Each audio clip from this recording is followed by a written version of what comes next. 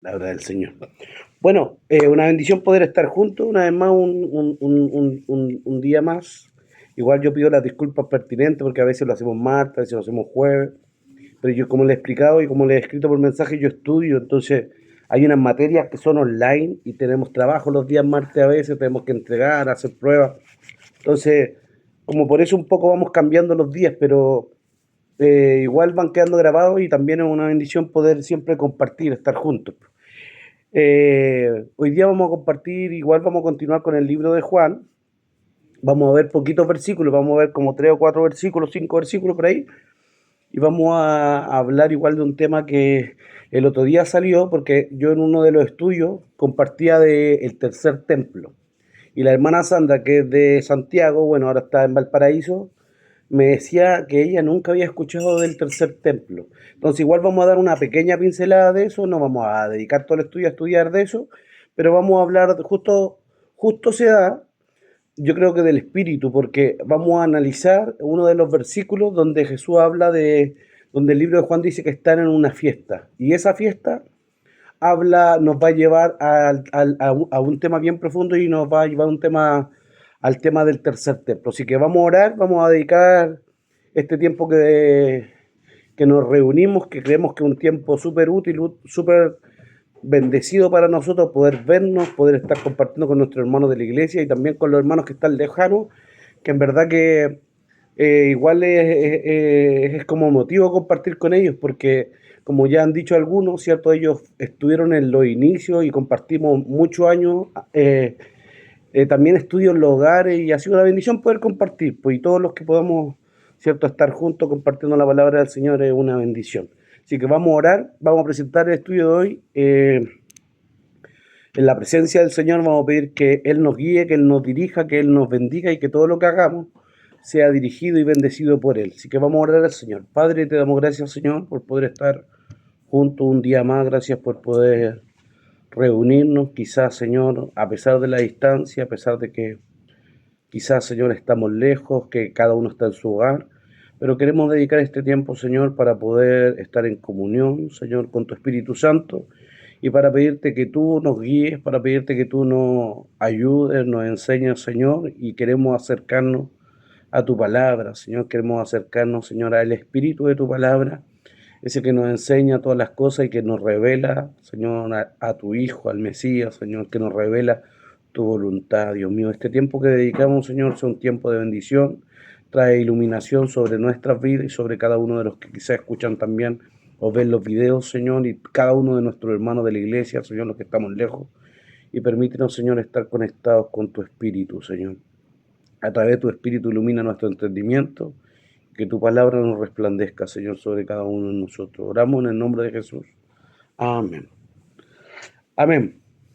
Llevamos tiempo ya, siempre como que hago esta introducción, hablando del libro de Juan, llevamos ya tiempo, creo que llevamos como un año, pastor, o llevamos, no sé, como ahí por 10 meses, pero llevamos harto tiempo ya, partimos con el libro de Juan capítulo 3 en adelante y en verdad que ha sido una tremenda bendición poder tener un estudio, esto se llama exegético, ¿cierto? Un estudio analizando versículo a versículo, eso es como el nombre teológico de la forma en la que estudiamos.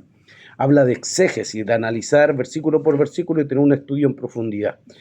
Bueno, la semana pasada compartimos de Juan capítulo 12, o sea, capítulo 10, del versículo 12 en adelante. Hablamos, bueno, ¿ah? Del 12 al 18 analizamos, ¿cierto? La semana pasada hablamos seguíamos en la misma línea y hoy día vamos a terminar por un momento, ¿cierto? Del tema del pastor. Hablamos de lo que eran los asalariados, hablamos de que Jesús se presenta como yo soy el buen pastor, ¿cierto? Como el yo soy. Hablamos del estudio anterior, ¿cierto? Al pasado, de los 8 yo soy del libro de Juan. Hablamos de que la unidad, y esto lo hemos compartido en varios estudios, la unidad del Hijo y el Padre, ¿cierto? De esa unidad que lo hace dependiente al uno del otro. Si no estuviera el Hijo, el Padre no hablaría, el Padre habla por el Hijo, porque el Hijo da a conocer la voluntad del Padre y es su palabra hecha carne. Hablamos también de la unidad del Espíritu, ¿cierto? Hablamos de la unidad de que ninguno es mayor en rango, sino que son iguales, ¿cierto? Y cada uno representa ¿cierto? Al otro. El Hijo no habla por su propia cuenta, sino que habla todo lo que escucha el Padre. Y el Hijo es quien ha dado a conocer al Padre. Nadie ha visto al Padre, sino que el que ha visto al Hijo, ese ha visto al Padre. Eso es lo que Jesús también enseñaba y también compartimos acerca de eso. En el versículo 16 analizamos que también Jesús empieza a hablarle a ellos como el redil de Israel y que Él les profetiza y le anuncia, ¿cierto?, de que Él tiene otras ovejas que no son de ese redil. Hablamos que esa oveja, en cierta forma, somos nosotros los gentiles, que en otro tiempo estábamos sin Dios, que en otro tiempo estábamos sin ley, sin salvación. El hecho de que el pueblo de Israel haya estado cegado y esté cegado hasta hoy, ha hecho que la salvación alcance aún a los gentiles. También estudiamos, creo que, algunos versículos donde hablábamos que desde el principio Dios había mirado a los gentiles con la salvación. De hecho, la promesa a Abraham era que él sería una bendición para todas las naciones, no solamente para la nación de Israel o la nación que saldría de su lomo, de su descendencia, sino que él sería una bendición a todo el mundo. Entonces pensamos y creemos que la salvación estaba pensada a todas las naciones. De hecho, yo creo que el plan de salvación era que Israel fuera el canal de salvación para el mundo. El plan de salvación era que Israel fuera la luz de las naciones. Pero como ellos extraviaron el propósito, ¿cierto? Y se apartaron, Dios también rescató a los gentiles, ¿cierto? Y a través del Mesías a todos nosotros, ¿cierto? Y quedamos ahí en el versículo 16. Ahora vamos a leer versículo 17 y 18. Quedamos en el 16, la semana pasada, ¿se autoriza? Bueno, vamos a leer el 17 y el 18. Luego vamos a leer 19, 20. Otro hermano va a leer 21 y 22. Y vamos a quedar en el versículo 23. Vamos a quedar en el 22. Entonces, leemos del 17 al 18, 19 y 20, 21 y 22. Y ahí quedamos. ¿En dónde me perdí? 10, 17. Vamos a comenzar con el versículo 17. El capítulo 10, versículo 17.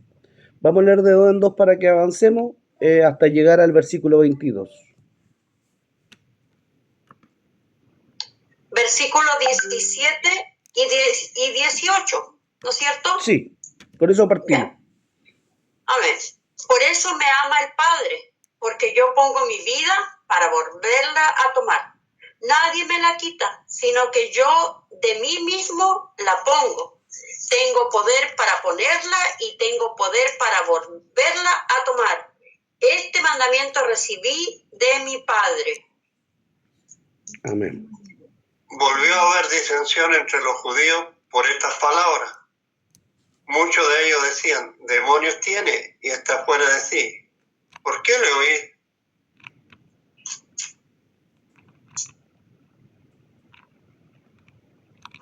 Amén.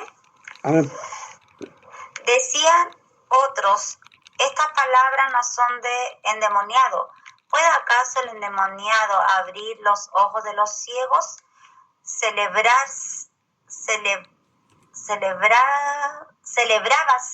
en Jerusalén la fiesta de la dedicación, era invierno. Amén. Ahí vamos a quedar por ahora, ¿cierto?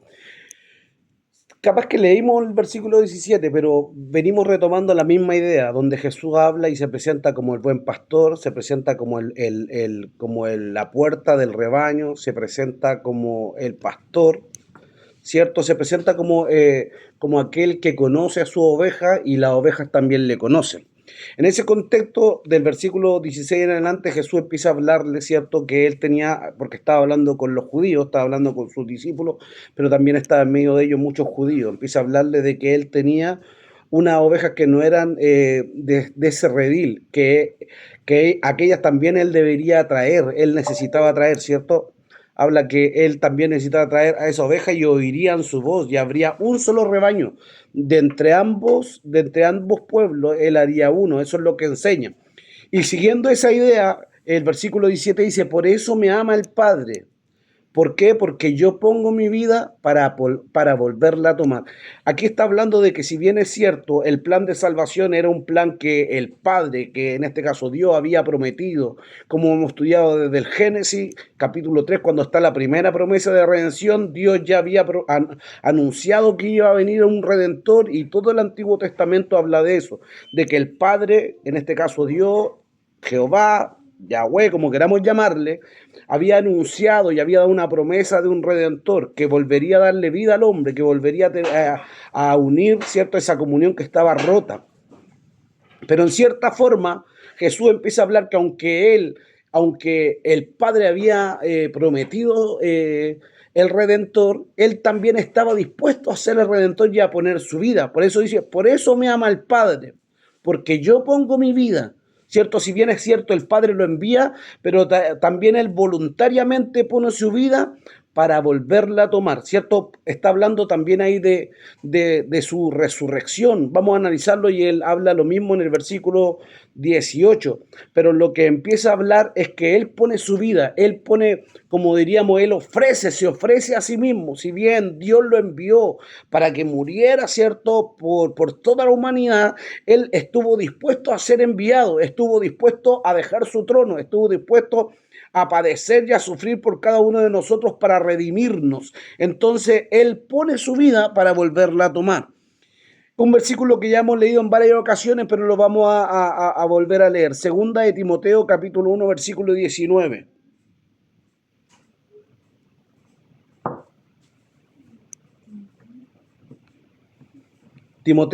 Segunda de Timoteo, capítulo 1, versículo 19.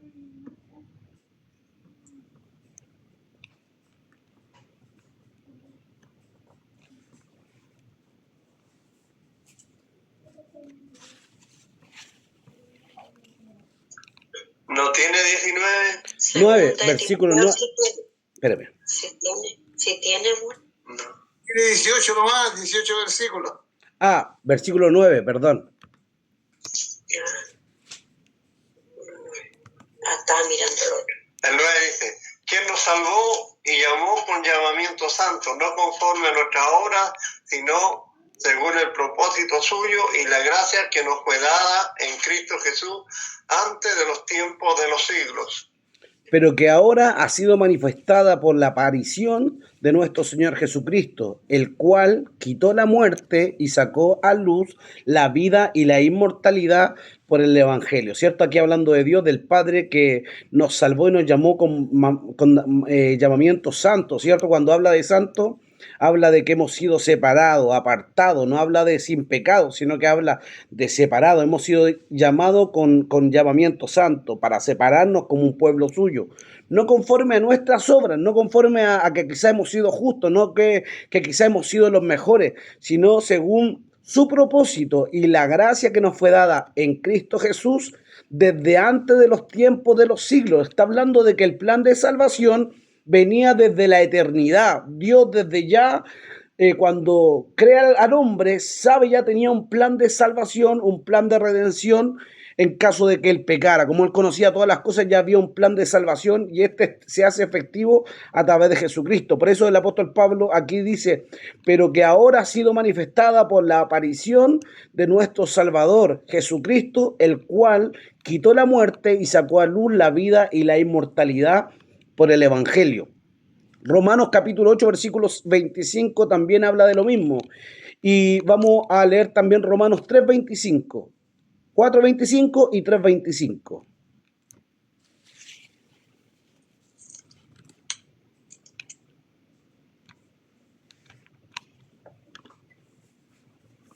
El 4:25 dice, el cual fue entregado por nuestras transgresiones y resucitado para nuestra justificación. Y el 3:25 dice, a quien Dios puso como propiciación por medio de la fe en su sangre para manifestar su justicia a causa de haber pasado por alto en su paciencia los pecados pasados. Sí, mire, vamos a leer del 24, dice, siendo justificados gratuitamente por su gracia mediante la redención que es en Cristo Jesús, a quien Dios puso como propiciación por medio de la fe en su sangre, para manifestar su justicia a causa de haber pasado por alto en su paciencia los pecados pasados, con la mira de manifestar en este tiempo su justicia, a fin de que él sea a fin de que él sea el justo y el que justifica al que es de la fe de Jesús, ¿cierto? Él es justo, él es quien justifica, y él se ha manifestado para hacernos justicia de Dios en él, por su sacrificio, por medio de la fe en su sangre, en su muerte y también en su resurrección.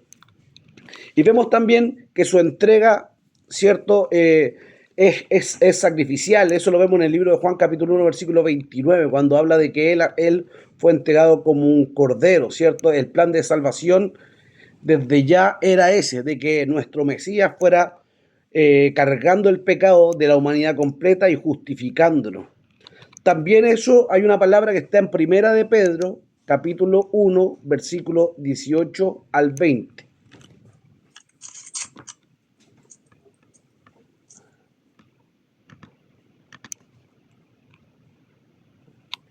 Sabiendo que fuisteis rescatados de vuestra vana manera de vivir, la cual recibisteis de vuestros padres, no con cosas corruptibles como oro o plata, sino con la sangre preciosa de Cristo, como de un cordero sin mancha y sin contaminación, ya destinado desde antes de la fundación del mundo, pero manifestado en los postreros tiempos por amor de vosotros. Amén. Ese era Primera de Pedro 1, 18 al 20. Entonces, habla de que fuimos rescatados de nuestra vana manera de vivir. Ahí habla de nuestra naturaleza humana, de nuestra naturaleza caída. Por eso habla de que a los que le recibieron, siempre compartimos estos versículos porque tienen que entrar en nuestras vidas, ¿cierto? Dice que a los que le recibieron, a los que creen en su nombre, les dio potestad o les dio autoridad de ser hechos hijos de Dios. Estos no nacieron de voluntad de sangre, ni de voluntad de carne, ni de voluntad de varón. Habla de que los que reciben al Señor son renacidos y ya no de una naturaleza humana, ya no venimos de la naturaleza de nuestros padres, ¿cierto? Que quizás venían arrojando o atrayendo o venía de una descendencia de pecado, sino que Él nos hace renacer a una nueva naturaleza y nos hace renacer ¿cómo? A través de la palabra, ¿cierto? A través de su palabra nos hace renacer por el sacrificio del Mesías. Nos rescató de esa vana manera de vivir, la cual recibiste de nuestros padres, eso dice en Pedro, ¿cierto? No con cosas corruptibles como oro o plata. Él no pagó el precio por nosotros para redimirnos de nuestra pasada manera de vivir. No fue el pago el dinero, no fue pago en oro ni en piedras preciosas, sino que el pago fue a través de su sangre preciosa, ¿cierto? Como de un cordero sin mancha y sin contaminación, ya destinado. Esto es tremendo porque ya ha sido destinado, y él lo hemos hablado también muchas veces, ya destinado desde antes de la fundación del mundo, pero manifestado en los postreros días, ¿cierto? Por amor a vosotros. Eso es lo que habla Pedro, ¿cierto? Y por amor a todos nosotros. Dios planificó el momento exacto en el que el Mesías tendría que venir, ¿cierto? No fue algo al azar, no fue tampoco que quizás lo mataron porque les plació matarlo, porque tenían oro, sino que él habla que él puso su vida para volverla a tomar. Versículo 18, analizando y ahondando en lo mismo, dice: nadie me la quita, sino que yo de mí mismo la pongo. Tengo poder para ponerla y tengo poder para volverla a tomar. Este mandamiento recibí de mi Padre. Aquí es tremendo porque cuando habla nadie me la quita, hay una versión que dice nadie me la quitó. Jesús ya había visto desde ya, Jesús ya conocía su crucifixión, ya sabía lo que iba a padecer. Entonces habla de que nadie le quitó su vida, nadie le iba a quitar su vida, nadie le iba a arrebatar su vida, sino que él de su propia voluntad la iba a poner en sacrificio. Tengo poder para ponerla y tengo poder para volverla a tomar. Habla igual de su resurrección. Así como tenía poder para morir, él tenía poder para resucitar. ¿Y por qué estaba este plan de redención? Lo que decíamos, ¿cierto? En los versículos anteriores, porque esto había recibido como mandamiento de su padre. Y dice él mismo, ¿cierto? En el versículo anterior, que por eso le amaba el Padre, porque él puso su vida. Nadie se la quitó. Podríamos decir que a Jesús lo mataron los romanos. Podríamos decir que a Jesús lo mataron los judíos, podríamos decir que a Jesús lo mataron Poncio Pilato, podríamos decir que a Jesús lo mataron los gentiles, pero ninguno de esos estaríamos acertando, porque aquí nadie mató a Jesús, Él puso su vida. Y no fue tampoco que estuviera en su voluntad el hecho, o estuviera en la voluntad de Pilato, ni de los religiosos que en la época pidieron su crucifixión. No fue cuando ellos quisieron. Jesús no murió por accidente, Él no lo pillaron quizá en una redada y lo encarcelaron. Todo estaba planificado. Por eso muchas veces ellos quisieron tomar a Jesús y encarcelarlo y matarlo, y Él pasaba en medio de ellos y ni siquiera lo veían. ¿Por qué? Dice el mismo Evangelio de Juan, porque aún no había llegado su hora. Entonces, nadie le quitaba su vida, sino que Él la puso para volverla a tomar. Y es tremendo porque en la cruz vemos eso. Después de pasar todo su padecimiento, después de sufrir todo lo que fue, ¿cierto? Su sufrimiento en la cruz, sus últimas palabras, su último respiro, dice que es como detalle, pero dice que Él inclinó su cabeza y ahí entregó su espíritu. Ni siquiera es como cuando alguien muere así, como por muerte natural, o lo pide la muerte de improviso. Vemos que la cabeza de la persona que fallece, ¿cierto? Cae, Él no puede sostenerla, pero aquí Jesús hasta en eso fue delicado. Él inclinó su cabeza y entregó su espíritu, ¿cierto? Y entregó, y ahí como dándole permiso a la muerte para que se apoderara de él. Hasta en eso Jesús tenía el control de lo que había de suceder. Nadie le quitó la vida, nadie me quita la vida, sino que yo mismo la pongo, ¿cierto? Él cedió, le dio autorización a la muerte para luego volver a tomar, ¿cierto? Para luego volver a resucitar. Aquí hay un escritor que se llama Hendriksen, que hace un resumen de todo el capítulo 10 hasta lo que hemos llegado. Y me gustaría compartírselo. Mire, dice del versículo 10 al 3, Jesús habla de Él entra por la puerta y lo acoge el portero. Luego dice, llama a las ovejas por su nombre, las conoce bien, del versículo 14 al 15. Las saca, el versículo 3, va delante de ella, versículo 4. Es reconocido y seguido por sus ovejas, 10, 3 y 4. Da acceso a todas sus bendiciones, 10, 7 y 9. En la puerta. Proporciona vida y abundancia, 10, 10. Da la vida por sus ovejas, 10 del 11 al 14. Guía las ovejas, 10, 4. Reuniendo también otra oveja, de modo que todas llegan a formar un mismo rebaño, 10 al 16. Es amado por el Padre, 10, 17. Es tremendo todo lo que quizás vive y todo lo que él enseña a través de esta imagen del buen pastor. Versículo 19. Dice, volvió a haber disensión entre los judíos por estas palabras. Cuando Jesús terminó de hablar acerca del pastor, la imagen de la oveja, del rebaño, dice que nuevamente empezó a haber un conflicto entre los judíos, nuevamente empezó a haber un conflicto, nuevamente empezó a haber una disensión entre ellos.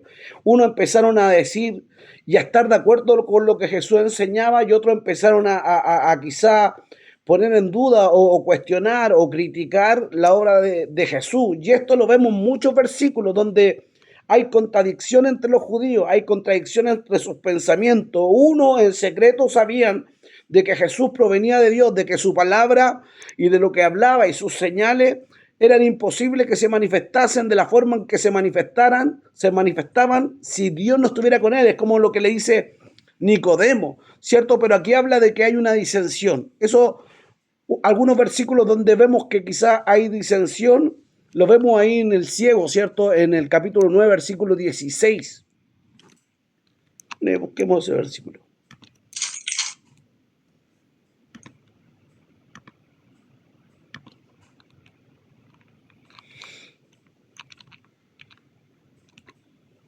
Juan 9, 16.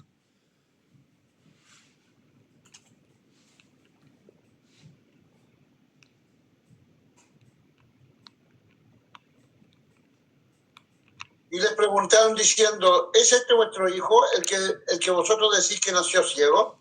Papá, ¿Cómo puede? Espérame, el 16, 9, 16, papá. Sí, pues, Juan 9, 16. Sí, entonces algunos... Entonces algunos de los fariseos decían, ese hombre no procede de Dios porque no guarda el día de reposo. Otros decían, ¿cómo puede un hombre pecador hacer estas señales? Y había disensión entre ellos.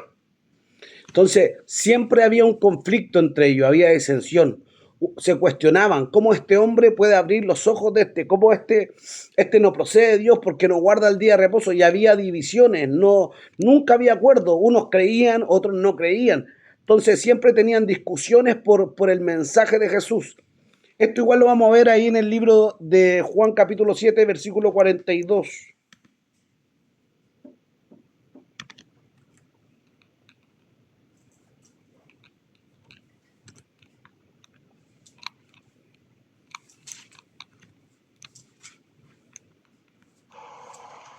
Capítulo 2. No, capítulo 7, versículo 42.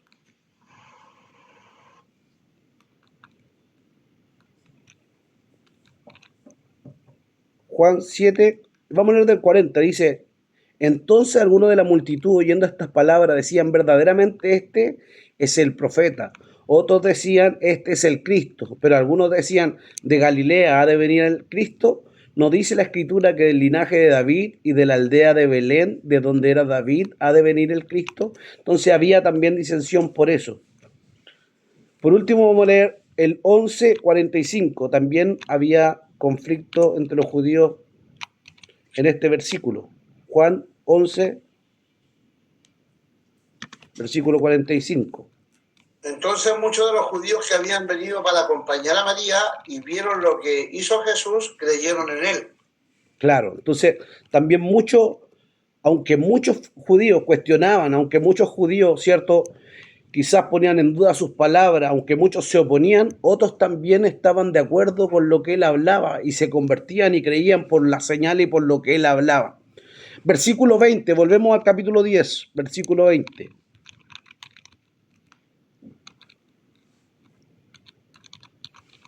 Muchos de ellos decían, demonio tiene y está fuera de sí, ¿por qué le oís? Entonces, mientras ellos estaban discutiendo, mientras estaban ahí teniendo esta disensión, dice que muchos de ellos decían esto, demonio tiene, está fuera de sí, ¿por qué le oís? Cuando habla de esto, cuando habla de que demonio tiene, no están diciendo de que Jesús estuviera endemoniado como literal, como que estuviera poseído. Lo que están hablando y lo que están diciendo es que Jesús estaba fuera de sí. Es como que están diciendo que estaba loco, que lo que hablaba, lo que decía, como que no estaba de acuerdo. A eso se refiere con el versículo demonio tiene, porque era imposible que si él estuviera endemoniado y pudiera abrir los ojos al ciego, era imposible que si estaba endemoniado podría hacer aquellas señales. Pero lo que ellos estaban diciendo, este está loco, este está fuera de sus cabales, este está rayado, como diríamos nosotros, está fuera de sí. A eso se referían, ¿cierto? De que él está fuera de su sano juicio. También en otros versículos hablaban de eso. Mire, busquemos en el libro de Juan, capítulo 7, versículo 20.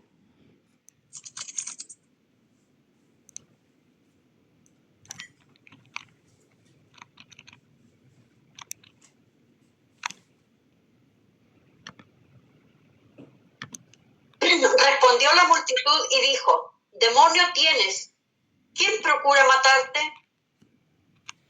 Claro, porque ahí Jesús empieza a debatir con ellos y empieza a decirle, ¿cierto? Empieza a debatir con ellos y empieza a hablarle de la ley, empieza a hablarle de que él no buscaba su propia gloria, ¿cierto? Que no buscaba hacer su propia voluntad. Y ellos empiezan a decirle, en cierta forma mintiendo, porque lo que querían era matarle.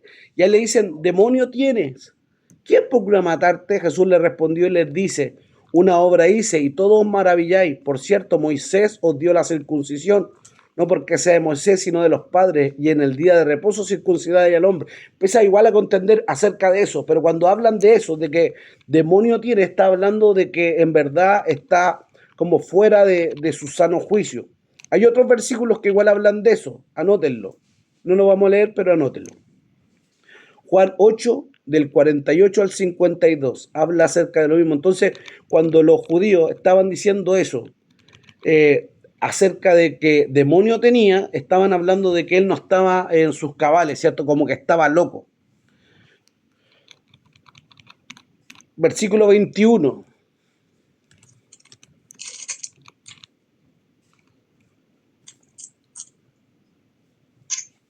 Decían otros, estas palabras no son de endemoniado. ¿Puede acaso el demonio abrir los ojos de los ciegos? Entonces, la disensión igual era esa. Uno decía, este está loco, y otros respondían y decían, estas palabras que este nos habla no son de un hombre que está fuera de sus cabales, no son de un hombre que está endemoniado. ¿Y puede el caso alguno que está loco abrir los ojos a un ciego, o puede abrir acaso uno que está endemoniado hacer ese tipo de milagros si no estuviera Dios con él? Como decimos, traemos de nuevo a cita a Nicodemo, que ellos sabían que las obras que Jesús hacía nunca antes fueron vistas en todo el Antiguo Testamento. Nunca se levantó un profeta que abriera los ojos a uno que estaba ciego de nacimiento. Nunca se levantó un profeta que hiciera tantos milagros, tantas señales. Ni Eliseo, ni Elías, ni ninguno de ellos pudo hacer ni hablar con la autoridad que Jesús hablaba. Por lo tanto, ellos tenían que reconocer de que efectivamente Jesús provenía de Dios, porque la obra y las señales que él hacía no la hacía por su propia cuenta, Dios la hacía a través de ellos. Quizás lo que no cabía en su mente, limitada y cegada quizás por Dios mismo, era el hecho de que Jesús violara quizás para ellos el día de reposo, pero lo que estaba haciendo en verdad no era violar el día de reposo, estaba haciendo la voluntad de su Padre, y por muchas veces, en muchas situaciones, les enseñaba y les decía que su Padre trabajaba todos los días, entonces estaba haciendo la obra de su Padre. Pero es tremendo que se enfocaban más que todo en el que él hacía una señal, un milagro en día de reposo, y no se preocupaban de que en verdad quizá sanaba gente que necesitaba un milagro, que estaba haciendo la obra de Dios. Y en verdad ellos dan una señal de estar endemoniados porque cuestionan que un hombre ciego fuera sanado, cierto, que fuera restaurado, que un paralítico se levantara, quizás porque habían sido en un día de reposo sanados. Entonces era como una actitud del enemigo que se enfurecía por la sanidad de un hombre. Si Jesús hubiera estado endemoniado, Jesús no hubiera hecho toda la obra, el enemigo, Jesús decía eso mismo, que Belcebú no podía echar afuera a Belcebú. Los milagros que él hacía, lo hacía porque Dios estaba en él, ¿cierto? Y esa era la disensión que había entre ellos, ¿cierto? Unos decían, estas palabras no son endemoniados, estas palabras que está hablando, y yo creo que muchos también creían en él. Con este versículo 21 se cierra un poco esta enseñanza del pastor, luego se retoma unos versículos más adelante, pero aquí se cierra, y el versículo 22 dice esto, dice, celebrábase en Jerusalén la fiesta de la dedicación.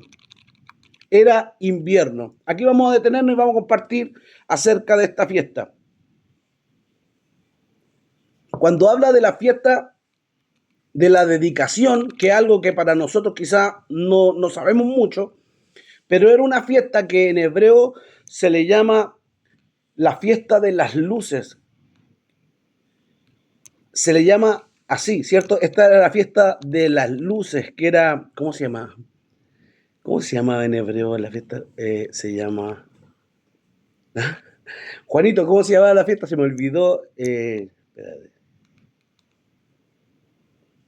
Hermana Pame, se me fue como en hebreo el nombre de la fiesta de la dedicación. Es... Bueno, pero más adelante me voy a acordar porque yo sé cómo se llama, pero se me olvidó. Entonces, cuando habla esta fiesta de la dedicación, lo que conmemoran era una fiesta que no era una fiesta solemne. Fue una fiesta... Disculpe, hermano, Hanukkah. Hanukkah, sí, se llama Hanukkah, que era la fiesta de las luces, Hanukkah. Y esta Hanukkah se representaba como la fiesta, ¿cierto?, de la dedicación o la fiesta de las luces. ¿Por qué se celebraba Hanukkah? No era una fiesta solemne, es algo histórico. Y esto, ¿por qué se celebraba esta fiesta? Porque en el año 200 aproximadamente, el pueblo de Israel fue conquistada por un hombre que se llamaba Antíoco Epifanes. Dice que este hombre, Antíoco Epifanes, era un hombre que era como medio griego, helenista, no me acuerdo hoy día su nacionalidad, pero este hombre conquistó todo Israel, conquistó esa región. Y es tremendo porque este Antíoco lo que hace, empieza a limitar la religión judía. Primero les quita la Torá, les quita sus fiestas solemnes, les impide el sacrificio, le impide todo lo que era la religiosidad, le empieza a robar la identidad de ellos y prohíbe todo lo que era el culto religioso. Y ponga atención con esto, porque este Antíoco Epifanes le llamaban el loco de Epifanes, porque fue tal su corrupción que se apoderó del templo de Jerusalén y metió sus ídolos al templo. Metió al dios Zeus, ¿cierto? Que era uno de los dioses griegos más importantes, y profanó el templo de Jerusalén. Le quitó el sacerdocio, empezó a limitar la ley, empezó a prohibir todo lo que era el servicio o la identidad de los judíos. Entonces, no contento con el hecho de quizá haber hecho todo esto de las privaciones y haber limitado al pueblo de Israel, ¿cierto?, a servir a Dios y a llevar su religión, profana el templo y hay algo que hace que es tremendo. Dice que levanta un altar al dios Júpiter y usa el altar donde se ofrecían los sacrificios, los holocaustos, ¿cierto?, de los corderos, de los machos cabríos y todo lo que siempre compartimos, hablamos. Y él profana el santuario y ofrece cerdo al dios Júpiter. Eso es lo que hace, ¿cierto?, Antíoco. Y con esto profana el templo. Eso se le llama ¿cómo es que le llama? Abominación desoladora. La abominación desoladora. Le llaman la abominación desoladora. Porque es tremendo lo que ocurre. Los judíos, y en realidad Dios enseñó que el cerdo era un animal inmundo. Y profanó el altar, profanó el templo, profanó el altar donde se ofrecían sacrificios, ofreciendo un animal que era considerado inmundo, y a un dios que era un dios pagano, a un dios Júpiter. Y en ese contexto espiritual, en ese contexto que está viviendo Israel, se levanta una familia. Nosotros hemos escuchado, y esto está en las Biblias católicas, porque son libros apócrifos, ¿cierto? Se levanta la familia de los macabeos. Había un sacerdote que se llamaba Matatías. Este hombre empieza primero reúne a sus hijos, y con una familia empieza a guerrear contra los soldados que quizás tenía Antíoco, y se levanta como una rebelión por parte de los judíos, y empiezan a pelear contra ellos, siendo muy pocos en número, y dice que es tanta la valentía de este Matatías, de este sacerdote y de sus hijos. Matatías muere, sus hijos empiezan a batallar, sus hijos empiezan a tomar el control de esta guerra, y terminan libertando al pueblo de Israel, terminan liberándolo, el Antíoco muere en la batalla, ¿cierto? Y el pueblo de Israel es libertado para que empiece nuevamente a restaurar, ¿cierto?, las cosas solemnes, puedan nuevamente servir a Dios. Y le llaman la fiesta de la dedicación porque empiezan a limpiar el templo y sacan toda la inmundicia que este Antíoco había puesto en el templo de Jerusalén, y lo limpian y nuevamente lo dedican, lo santifican para que vuelva el sacrificio, para que vuelva a instituirse, ¿cierto?, todo lo que era el servicio a Dios, y el pueblo vuelve a tener liberación en eso. Pasó algo sobrenatural. Dice que ellos tenían, para poder dedicar el templo y prender, por supuesto, ¿cierto?, la menorá que representaba, ¿cierto?, la iluminación de todo Jerusalén y del templo, ellos tenían aceite para un día, no tenían más aceite, y para poder celebrar y poder dedicar el templo necesitaban, ¿cierto?, aceite para los 7 días.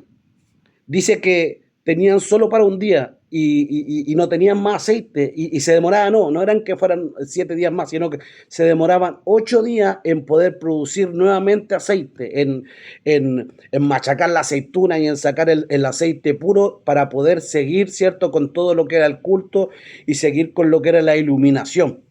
Entonces, ¿qué es lo que sucede? Tenían aceite para un día y milagrosamente el aceite se multiplica y dura para los 8 días en total, hasta que ellos pudieron volver, ¿cierto?, y pudieron restablecer el aceite, y se pudo seguir iluminando el pueblo, pudo seguir iluminándose el templo, y pudieron seguir con todo lo que era el rito y todo lo que era el servicio a Dios. Entonces, por eso le llaman también a esta fiesta la fiesta de las luces, porque aunque tenían solo aceite para un día, Dios multiplicó el aceite y les sirvió para 8 días hasta que se restableció y pudieron seguir procesando este aceite. Por eso hay una lámpara judía que se llama menorá, ¿cierto? Y esta la menorá tienen 7 brazos, ¿cierto? Tiene un brazo lineal, un brazo que es del medio y luego vienen 3 brazos por cada lado, tienen 7 brazos en total, ¿cierto? Cada una tiene un simbolismo y representan los 7 espíritus de Jehová, ¿cierto? Los 7 espíritus de Jehová. Pero también hay otra lámpara, otro candelero, ¿cierto? Que tiene 9 brazos. Esa se le llama Januquía y se le llama así en conmemoración a este milagro que ocurrió, ¿cierto? En esta época de la dedicación, y por eso tiene 8 brazos, porque fueron 8 días en los que Dios proveyó de aceite y el brazo del medio que representa a Dios o al Eterno, ¿cierto? Entonces, históricamente sucede eso. Cuando Jesús dice aquí en el versículo que leíamos, ¿cierto? Dice, se celebraba o celebrábase en Jerusalén la fiesta de la dedicación. Era invierno. Ese mes a nosotros nos representa el mes de diciembre. En esa fecha se celebra el tiempo, ¿cierto?, de la fiesta de Hanukkah.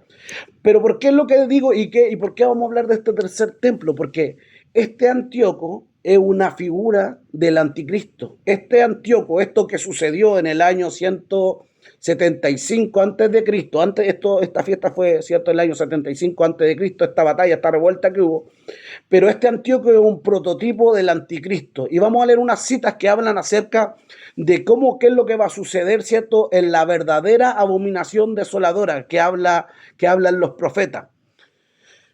Vamos a buscar ahí en el libro de Daniel, capítulo 9, versículo 27.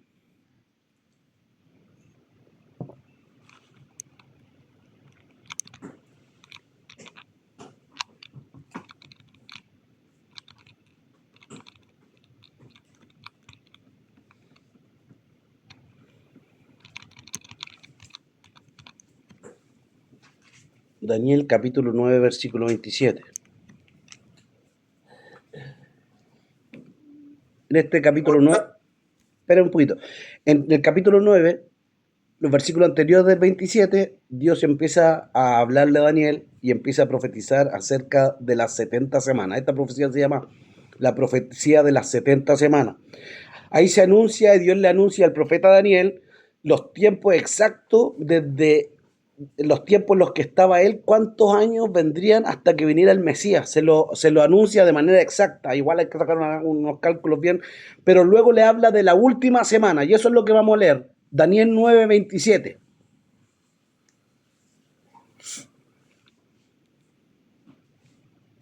Y por otra semana confirmará el pacto con muchos.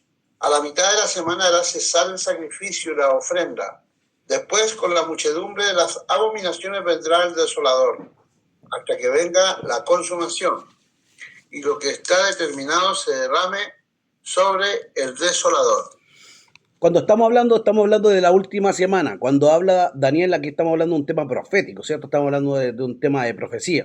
Cuando habla Daniel de la última semana, está hablando de los 7 años de la tribulación. Está hablando de los 7 años que hay diferentes posturas en esto. Hay unos que dicen que la iglesia no pasa la tribulación, otros dicen que pasa parte de la tribulación, otros dicen que ya estamos en la tribulación, pero cuando habla de la última semana, dice, y otra semana, habla de la semana de la tribulación, porque el tiempo de la tribulación son 7 años, ¿cierto? 7 años donde esto se le llama la gran tribulación, 7 años donde debería venir el rapto, la iglesia debería desaparecer, o una de las posturas esa, ¿cierto? Que la iglesia desaparece, se manifiesta el anticristo, gobierna 3 años y medio, ¿cierto? Gobierna 3 años y medio, se manifiesta como el hombre, el líder mundial que da paz, orden mundial, ¿cierto? Sana la economía, levanta un gobierno mundial, una religión mundial, y después de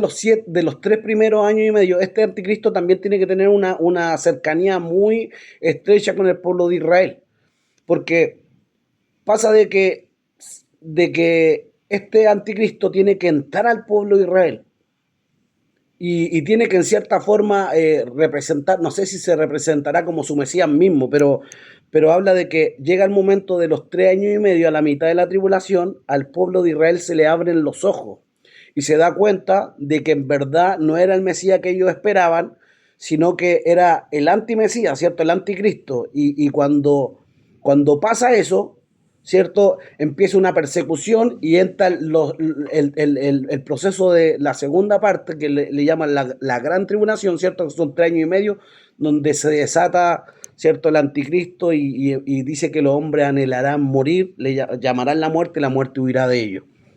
¿Por qué digo que el anticristo tiene que tener una relación con Israel? Porque él tiene que entrar y tiene que tener una influencia judía. No sé si será judío o si será su Mesías, pero tiene que tener una entrada porque ellos tienen que recibirlo y él tiene que entrar al templo, y cuando entra al templo, aquí lo que dice es que se sienta como su Dios. Entonces, primero, aquí lo que habla dice, y por otra semana confirmará el pacto, dice, y por otra semana, hablando de los 7 años de la gran tribulación, confirmará el pacto con muchos. A la mitad de la semana, o sea, en 3 años y medio, hará cesar el sacrificio y la ofrenda. Si habla de que en la semana de la tribulación hay sacrificio y hay ofrenda, es decir, que debe haber un templo, porque si no, no podría haber ni sacrificio ni podría haber templo, ¿cierto? Por eso se toma este versículo hablando de que en el tiempo de la tribulación tiene que estar establecido el tercer templo de Jerusalén. Un paréntesis. Los judíos, ellos dicen que su religión está más viva que nunca. Los judíos siguen siendo y siguen practicando sus fiestas, su religión está, como decimos, más viva que nunca. Y ellos dicen la única forma de que el mundo reconozca, ¿cierto?, que su religión está vigente es que ellos establezcan el tercer templo de Jerusalén. Y están trabajando para ello. De hecho, hace poquitos días yo escuchaba a unos judíos que dicen que al ellos construir el tercer templo, apresurarían, ¿cierto?, la venida de su Mesías. Si ellos dicen esto, que si ellos levantan el tercer templo, van a permitir que su Mesías venga pronto, que su Mesías se manifieste. Entonces, si bien nosotros lo vemos como una señal profética del final de los tiempos, ellos lo ven como una señal profética de que su Mesías viene si ellos levantan, ¿cierto?, este tercer templo.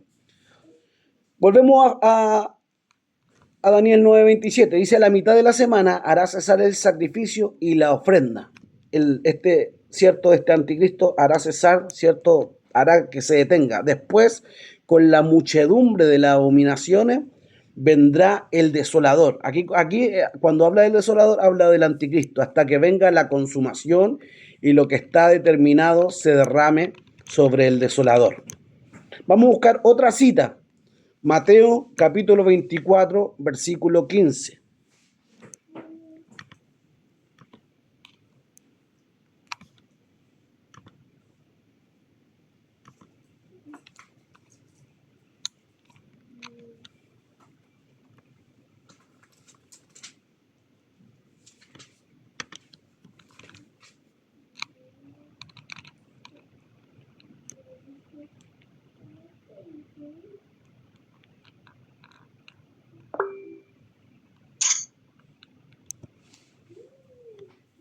Por tanto, cuando veáis en el lugar santo la abominación desoladora de que habló el profeta Daniel, el que le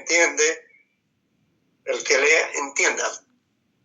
Claro, dice, entonces los que están en Judea huyan a los montes, el que esté en la azotea no descienda para tomar algo de su casa, y el que esté en el campo no vuelva atrás para tomar su capa. Mas hay de las que están encintas y de las que críen en aquellos días.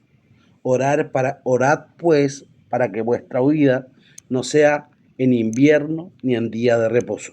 Entonces, cuando habla aquí dice, por tanto, cuando veáis en el lugar santo la abominación desoladora de que habló el profeta Daniel, el que le entienda.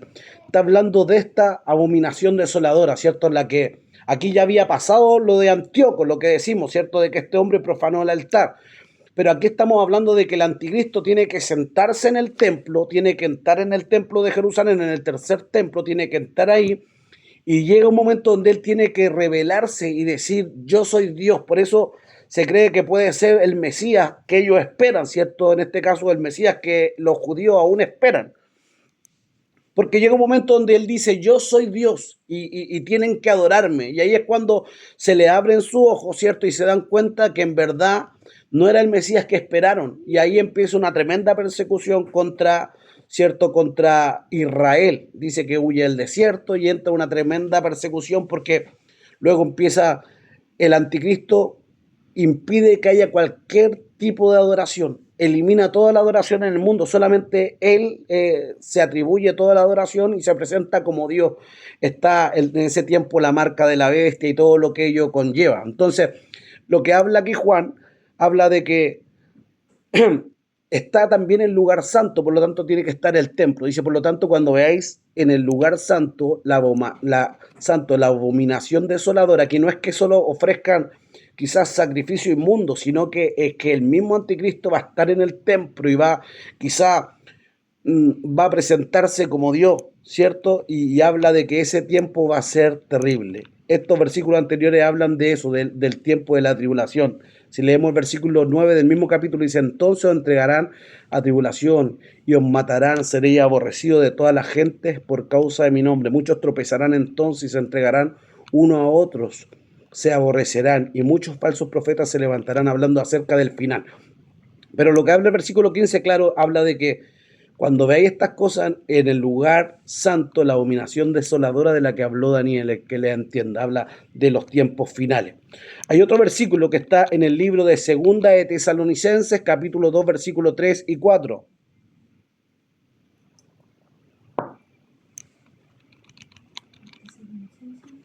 Segunda de Tesalonicenses, capítulo 2, versículo 3 y 4.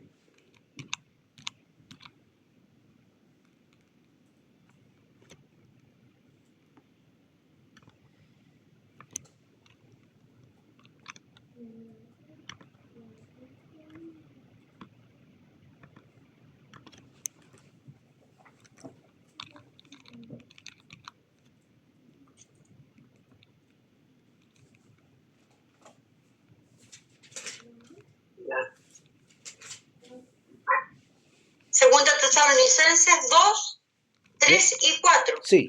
Nadie os engañe en ninguna manera, porque no vendrá sin que antes venga la apostasía y se manifieste el hombre de pecado, el hijo de perdición, el cual se opone y se levanta contra todo lo que se llama Dios o es objeto de culto, tanto que se sienta en el templo de Dios como Dios, haciéndose pasar por Dios.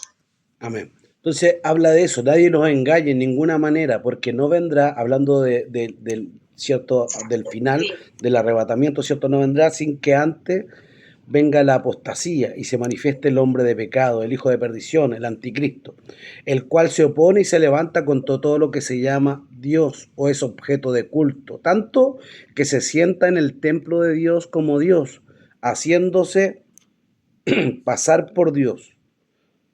Entonces, igual habla acerca de eso, ¿cierto? De que se sienta en el templo y se hace pasar por Dios. Por último, vamos a buscar en Apocalipsis capítulo 1, versículo 1 y 2.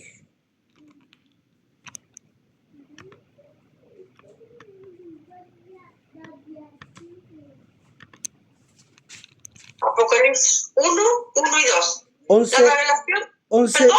11, 1 y 2. 11 ya. Aquí, ya.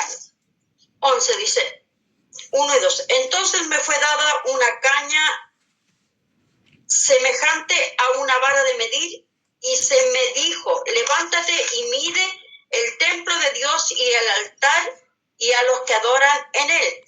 Pero el patio que está fuera del templo, déjalo aparte y no lo mida, porque ha sido entregado a los gentiles y ellos hollarán la ciudad santa 42 meses.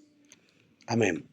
Cuando habla de 42 meses está hablando, ¿cierto?, de 3 años y medio, ¿cierto? Habla de 3 años y medio. Y está hablando, aquí Juan, ¿cierto?, tiene esa visión que le da una vara, le da como una vara de medir, ¿cierto? Y empieza a medir la ciudad. Siempre cuando venía un juicio, cuando venía un juicio de parte de Dios, Dios le daba a los profetas, ¿cierto? Y le decía que midiera. Pasa lo mismo en el libro de Ezequiel, del capítulo 40 en adelante habla y le da las medidas de la señal del tercer templo, de lo que estamos hablando, ¿cierto? Dice, entonces me fue dada una caña semejante a una vara de medir, y se me dijo, levántate y mide el templo de Dios. Habla de que en el tiempo de la tribulación tiene que estar el tercer templo, por eso hablamos de que es importante, de que es una de las profecías y una de las señales que aún no se cumplen. Sabemos que el Señor está a la puerta, si hay algo que falta que se cumpla, es el tercer templo.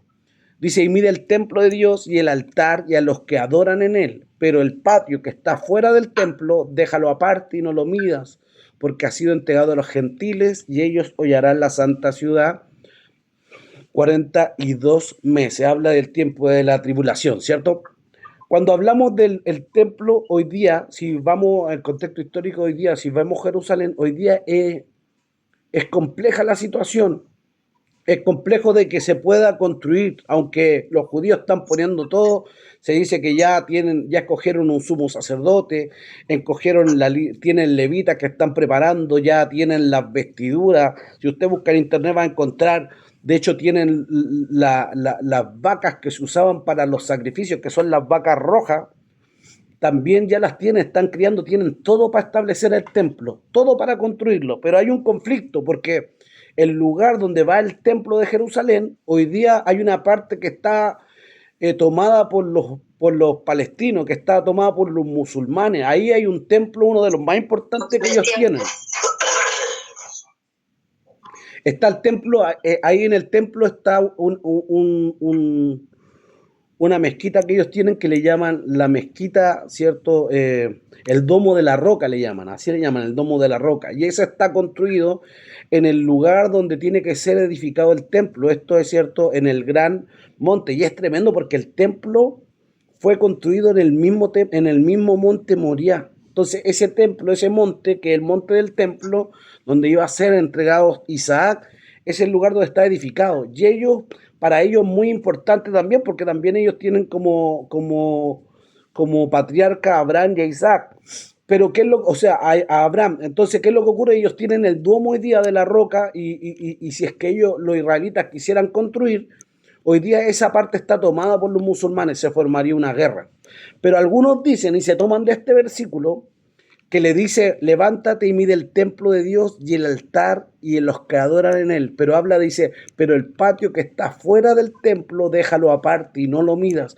Algunos dicen que cuando el templo se construya, el templo estaba conformado por el atrio exterior, el lugar santo y el lugar santísimo, pero también en el atrio exterior había un lugar que se llamaba el patio de los gentiles. Y algunos dicen que si ellos no construyeran o no obviaran o no consideraran el patio de los gentiles, podrían construir dejando la mezquita que está ahí.